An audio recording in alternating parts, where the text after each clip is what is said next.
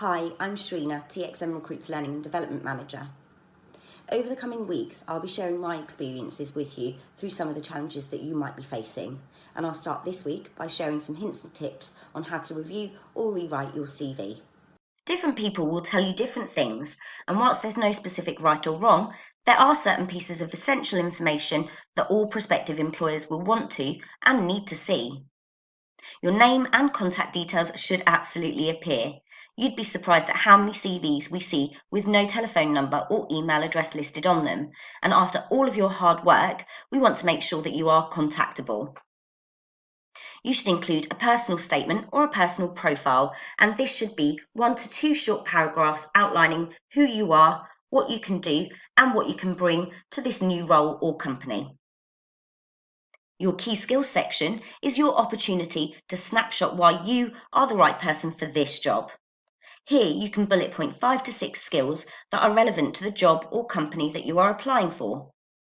For example, if the role that you're applying for requires experience of managing people, you could say hands-on management of teams of up to 12 staff. This key skills section can then be tailor-made or adjusted depending upon the role or company that you are making an application to. Your employment history should start with your most recent employer at the top and then work backwards, as this is the most logical way to show your employment history. For each employer, include the company name, the month and date of when you started your employment, and the same for when you ended your employment. You should also include your job title. To showcase your duties within each of your employers, use bullet points. Too much text in block format could mean that vital experience is missed by the person reading it, especially if they see a lot of CVs. If within one employer you have held multiple positions, add the full dates along with the company name at the top, and then subsection each position by including the job title and then the dates that you held those individual roles. Again, use bullet points to show your duties relating to that specific role. Include a reason for leaving, where possible, or note if the work that you undertook was a temporary contract for a defined period of time. Keep these sections short. They don't need to be an assignment. Explain any long-term gaps or changes in your career direction.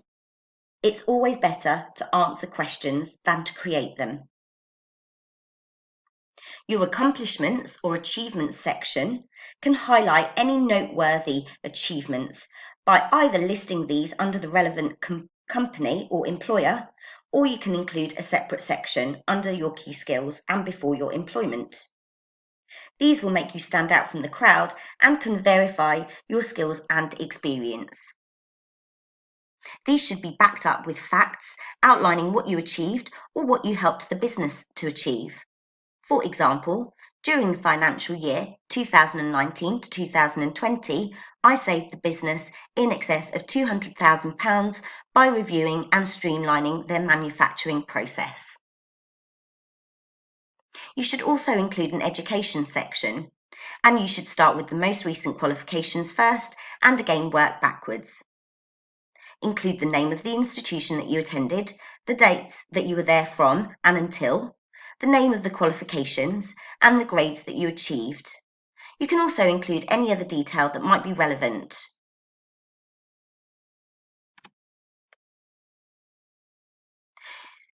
Whether you're the creative type or not, be mindful of the reader. Would you want to read the CV that you've created? Make it easy on the eye. Use headings to break up the page and bullet points to break the text up. Bullet points are easier to read, and the reader will be able to see crucial information quicker. Keep all of the text in the same font and keep sizes consistent.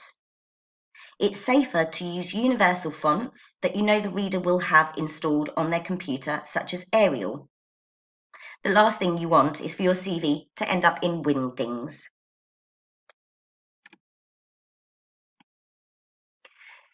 Other things to consider: do you need to include a headshot?